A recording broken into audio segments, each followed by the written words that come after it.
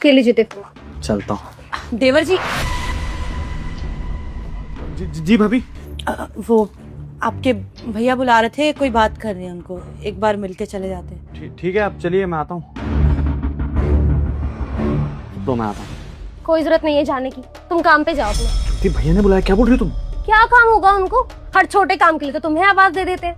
तुम्हें पता है ना आज हमारी एनिवर्सरी है, अगर तुम ऑफिस लेट जाओगे तो फिर लेट ही आओगे, हम कहाँ जाएंगे फिर? एक काम करो, ऑफिस के लिए निकलो, लेट हो जाओगे। अरे तुम रुको, मैं आता हूँ, कुछ काम होगा उनको। अरे क्या जरूरत है?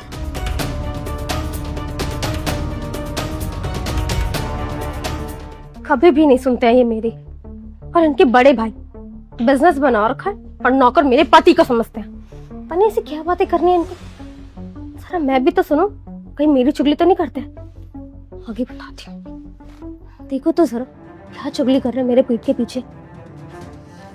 जितना तुमसे छोटे को बुलाने के लिए कहा था, बुलाया नहीं? अब बुलाया है बस आपने। भैया बुलाया आपने मुझे? हाँ सन्नी, ये ला, ये तेरी एनिवर्सरी के लिए कुछ पैसे हैं। तो वो छोटी बहू किसी अच्छी जगह जाना और आज अच्छे से अपनी एनिवर्सरी सेलिब्रेट करना।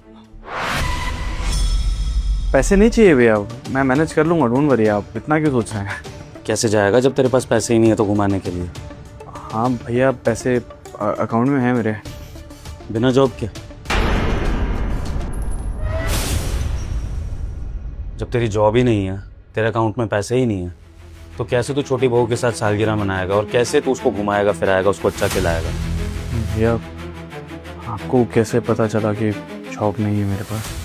तेरी भाभी ने। जो बात मुझे सबसे पहले पता लगनी चाहिए थी वो तेरी भाभी से मुझे पता लगी कि मेरे भाई की जॉब चली गई है पिछले 2 महीने से, और मुझे इस बात की खबर ही नहीं है। जान सकता हूँ कि ये बात मुझे क्यों नहीं पता लगी? हाँ देवर जी, मैंने ही बताया आपके भैया को। आपने तो हमें बताना जरूरी नहीं समझा। हमें तो पता भी नहीं था कि एक ही घर में रह के कोई इतनी मुसीबत में है। देवर जी, एक परिवार है, हमें बता तो सकते थे आप। वो तो जब आप अपने दोस्त से बात कर रहे थे फोन पर तो सुन लिया था मैंने। बोल रहे थे कि 3 महीने से जॉब नहीं है, कहीं जॉब मिल जाती तो। हमें तो पता भी नहीं था। मुझे पता लगा तो कितना बुरा लगा, और जब मैंने आपके भैया को बताया तो और बुरा लगा उन्हें। देवर जी, हम कुछ बोलते थोड़ी, उल्टा ही आपकी मदद ही करते ना। एक बार तो इनको आके बताते। 3 महीने से आप इतनी परेशानी में हो, रोज देखती हूँ मैं आपको ऑफिस जाते हो। कुछ तो यही लगता था कि ऑफिस ही जा रहे हो आप तो झूठ बोल रहे थे। छोटे, मानता हूँ कि छोटी बहू नहीं चाहती है कि हमारे बीच में कोई रिश्ता रहे, और ये स्वाभाविक है। मैं इसमें छोटी बहू की गलती नहीं मानूंगी, क्योंकि आजकल की नई बहुएं जब अपने ससुराल में आती हैं तो उनको इनसिक्योरिटी होती है कि शायद उनके पति के घर वाले उसके खिलाफ उसे भड़काते हों या फिर उनके बीच में आने की कोशिश करते हों, जबकि तुझे पता है कि तेरे भाई और भाभी तो हमेशा ही तुम दोनों का भला चाहते हैं। लेकिन फिर भी मैं ज्योति की इस गलती को नज़रअंदाज करके तुझसे ये एक्सपेक्ट करता हूँ कि कम से कम तू हमें अपने सुख में ना सही, अपने दुख में तो याद कर। और मानता हूँ कि हमारे बीच में वो रिश्ते नहीं रहे बचपन की तरह के कि कोई भी छोटी बात हो तो तू अपने बड़े भाई को बता दे, और मैं एक्सपेक्ट भी नहीं करता। लेकिन हमारे बीच में वो प्यार तो कभी कम नहीं होगा ना, चाहे हम बूढ़े ही क्यों ना हो जाए। वो प्यार, वो केयर, वो तो दोनों परिवारों के बीच में होना ही चाहिए। कल को अगर तेरा बड़ा भाई दुख में हो तो तू अपने बड़े भाई को याद करेगा कि नहीं? अपने बड़े भाई की मदद के लिए आगे आएगा कि नहीं? तो ऐसी जब मुझे पता लगेगा कि मेरा छोटा भाई और उसकी पत्नी दिक्कत में है, और वो भी इतनी छोटी दिक्कत कि पैसों की कमी चल रही है, तो क्या बड़ा भाई आगे से आके मदद नहीं करेगा? बता। अब जो हुआ सो हुआ, लेकिन आगे से हमसे ये सब छुपाने की जरूरत नहीं है। ये पैसे पकड़ और जाकर ज्योति को अच्छे से घुमा फिरा और अच्छा सा कुछ खिला। पैसे नहीं चाहिए भैया, और ऐसा नहीं है कि मेरे दिमाग में कोई ग्रजेस है आपके लिए, इसलिए मैंने आपको नहीं बताया। क्या बताऊं भैया मैं आपको? आपने और भाभी ने पहले ही बहुत कुछ कर दिया है मेरे लिए। मुझे पढ़ा दिया, लिखा दिया, इस काबिल बना दिया कि मैं बाहर कंपनी में जॉब कर सकूं, मेरी शादी करवा दी। और कितना एहसान लूंगा आप लोगों का, कितना? भैया जितना आप दोनों ने किया ना, शायद मेरे सगे माँ बाप भी मेरे लिए उतना नहीं कर पाते। भैया मैं बस आपको परेशान नहीं करना चाहता था। वो वक्त आ गया भैया, आपके काम मैं करूं और आपके लिए कुछ करूं, आपको प्राउड फील कराऊं। लेकिन वो एक मोमेंट नहीं दिया है मैंने आपको अभी तक, जहां आप कह सको कि सनी आज बाहर निकलता हूं तो लोग तेरे नाम से पहचानते हैं मुझे, और उसी मोमेंट के लिए लड़ रहा हूं और कुछ भी नहीं है। मुझे पता है मैं बताऊंगा कि जॉब नहीं है, आप मुझे 6 महीना, 1 साल, 2 साल, 5 साल, 10 साल, शायद जिंदगी भर बिठा के खिला लोगे, लेकिन नहीं चाहिए भैया। और ये कहीं ना कहीं आप दोनों के दिए हुए संस्कार ही हैं। देखिए भैया, जो इंसान मेहनत करता है ना, वो ही जिंदगी में सफल होता है, और जिसको सपोर्ट मिल जाए ना ज़्यादा, वो अपनी जिंदगी में ज़्यादा आगे बढ़ नहीं सकता। जॉब का क्या है भैया, कल नहीं है, आज नहीं है, कल होगी। ये सब चलता रहता है, पार्ट ऑफ लाइफ है। और यही रीज़न है कि मैंने आपको नहीं बताया। आप लोग शायद मेरे बड़े भाई और भाभी नहीं है, मेरे माता पिता है, और मुझे परेशानी में देख के आप लोग मेरे लिए कुछ ना कुछ करते हैं। मैं नहीं चाहता। 2 महीने से परेशान हूँ, मानता हूँ, और हर दिन किसी कंपनी में इंटरव्यू देने जाता हूँ, उसके बाद बाहर बैठता हूँ, पार्क में लंच कर लेता हूँ, शाम को घर आ जाता हूँ, ताकि आप लोगों को इस बारे में कुछ पता ना चले, आप लोग परेशान ना हो। रही बात ज्योति की, तो ज्योति बुरी लड़की नहीं है भैया। वो बस थोड़ा बचपना है उसमें। उसे नहीं पता कि आप लोगों ने मेरे लिए कितने सेक्रीफाइस किए, आप लोगों ने क्या क्या किया है मेरे लिए। शायद इस एनवायरनमेंट को समझने लायक नहीं हुई है वो भी, लेकिन जब समझेगी तो इज्जत देगी।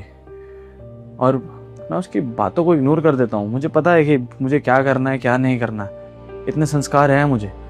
अगर बीच सड़क पे आप लोग चांटा भी मार देंगे, मुझे तब भी पता होगा कि आप लोग मेरा गलत नहीं चाहते। ठीक है ना भैया? कितना सपोर्ट करेंगे? जॉब मिल जाएगी, अब देखेंगे।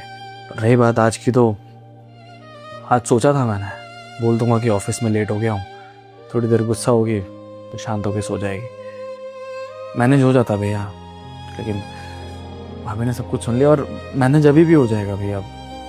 आप बस प्लीज़ मुझे गलत मत समझो दोनों। मैं आपका ही बच्चा हूँ और हमेशा आप लोगों का बच्चा ही रहूँगा। देख रही हो चेतना, मेरे छोटे भाई को क्या संस्कार मिले हैं, कैसे अपने स्वाभिमान को अपने दुखों के आगे रखकर मुझसे मदद नहीं मांग रहा है। मैं सामने से पैसे दे रहा हूँ, फिर भी मना कर रहा है, जबकि इसकी जगह कोई और भाई होता ना चेतना, तो इस बात का फ़ायदा उठाता कि बड़े भाई के पास तो पैसा है, नौकरी करने की भी क्या ज़रूरत है, बड़े भाई से पैसा मांगते रहो झूठ बोल के।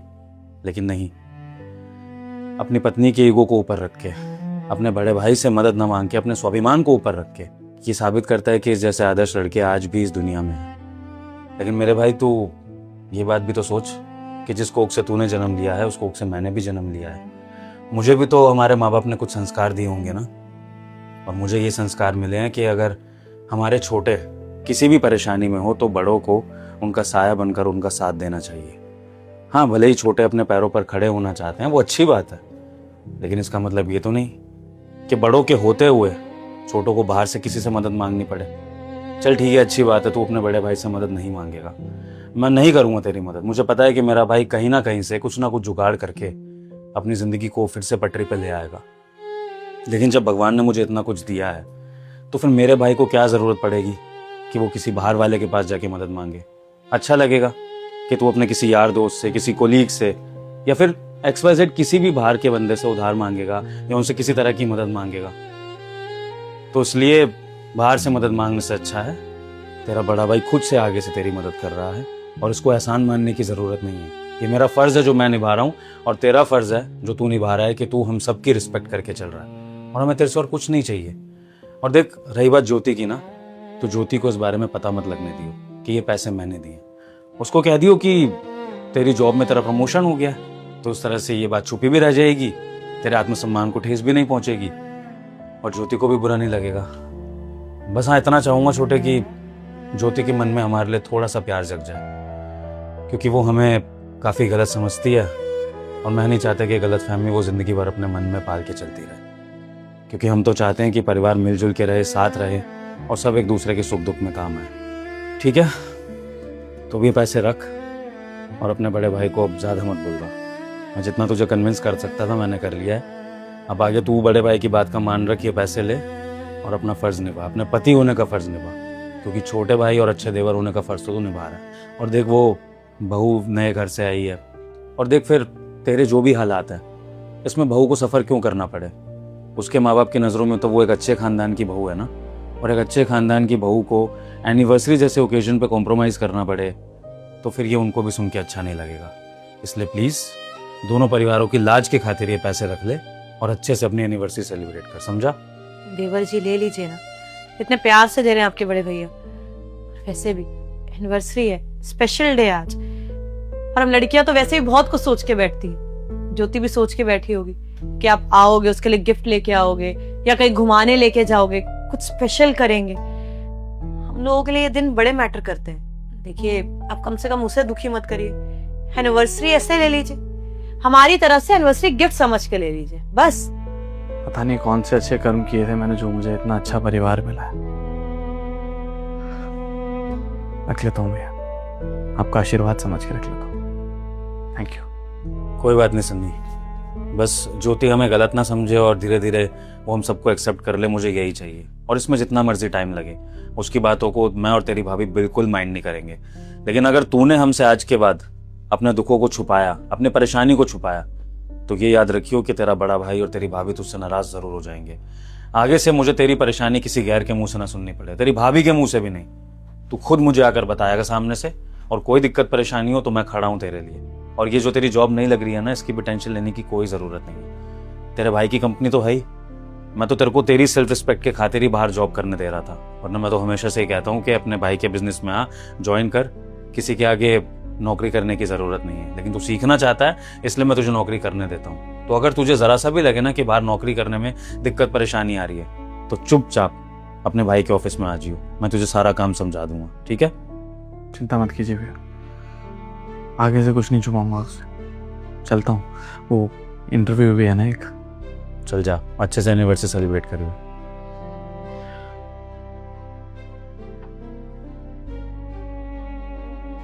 कैसे इंसान हूं मैंने पहचाना क्यों नहीं इनको?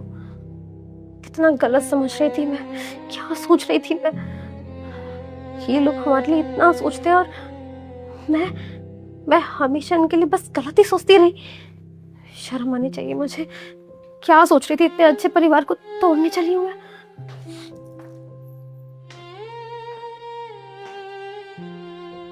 क्या हुआ, चुप क्यों पड़ी? गलती हो गई यार, पता नहीं मैं क्या सोच रही थी। इतने अच्छे परिवार को मैं अपने नफरत की वजह से तोड़ने चली थी। बहुत गलत सोचा मैंने उनके लिए। वो तो इतना अच्छा मानते हैं, इतना सब सोच रहे हैं हमारे लिए, एनिवर्सरी के लिए तुम्हें पैसे दे रहे हैं, और मेरी ही गलती है। मुझे उनको पहचानने में ना बहुत बड़ी गलती हो गई, पर आगे से ऐसा नहीं होगा। हो सके तो प्लीज मुझे माफ कर देना। मुझे तो समझ भी नहीं आ रहा कि मैं उनसे आंखें कैसे मिलाऊंगी। वो इतने अच्छे और मैं बेवकूफ अपना ही घर तबाह करने चली थी। साली मुझसे बहुत बड़ी गलती हो गई यार। मैं तुम्हारी बीवी हूँ, मुझे पता नहीं चला कि तुम्हारी नौकरी नहीं है। उनको पता चल गया, मैं बीवी कहलाने के लिए लायक ही नहीं हूँ। सारी गलतियां बस मैंने ही करती। पता नहीं मैं क्या सोच रही थी सनी, मुझसे बहुत बड़ी गलती हो गई यार। नहीं, माफी मांगने की कोई जरूरत नहीं है, क्योंकि इस घर की बहू अगर हमारे बड़ों के सामने झुकेगी तो शायद हमारे घर के बड़ों को अच्छा नहीं लगेगा। हमारे घर के बड़े हमारे घर की बहुओं को लक्ष्मी मानते हैं। और खुद को कोसना बंद करो, इसमें गलती तुम्हारी भी नहीं। तुम्हें शायद वो एनवायरनमेंट ही कभी नहीं मिला ज्योति, जिस एनवायरनमेंट में मैं रहा हूँ। बाहर की दुनिया में अक्सर यही होता है, चाचा ताऊ के बच्चे सामने से तो बहुत प्यार दिखाते हैं, लेकिन मन में तो उनके क्या होता है ये तो बाद में पता चलता है। लेकिन ज्योति, मेरे घर में ऐसा नहीं है। मेरे भैया भाभी मुझे माँ बाप का प्यार ही देते हैं हमेशा, और हमेशा वही देंगे। देखो, तुम बहुत कुछ बोलती थी उनके बारे में, लेकिन मैंने कभी रिएक्ट क्यों नहीं किया पता है? क्योंकि मैं जानता हूँ कि तुम भी अपनी जगह गलत नहीं हो, और वो लोग। हाँ, बस तुम्हें कुछ चीज़ें सीखने की ज़रूरत है, इस एनवायरनमेंट में ढलने की ज़रूरत है, और कुछ भी नहीं। एक बार तुम ये सब सीख जाओगी, सब अच्छा हो जाएगा। वो जिस तरह से तुम अपनी बेटी मानते हैं, तुम भी उनको अपना परिवार मान के, अपने पेरेंट्स वाला प्यार दे के देखो। फिर देखो, मुझे नहीं लगता कि इस घर में कभी झगड़े भी होंगे फिर, समझे? और छोड़ दो ये सब। और अगर उनके लिए कुछ करना ही है तो प्यार दो उन्हें, बस जितना दे सकते हो। खुश रखो जितना अपने पेरेंट्स को देती हो, इज्जत दो। यही सब चाहिए बस एक अच्छे घर को खुश रखने के लिए। पैसे रखो, मैं इंटरव्यू दे के आता हूँ, मैं शाम को चलेंगे। सनी, ऐसा कर सकते हैं कि आज हमारी एनिवर्सरी डिनर पे हम भैया भाभी को साथ लेके चले, सब साथ में डिनर करेंगे तो अच्छा लगेगा। तुम बोल दो उनको। तुम बोल देना, अच्छा लगेगा उनको। चलता हूँ।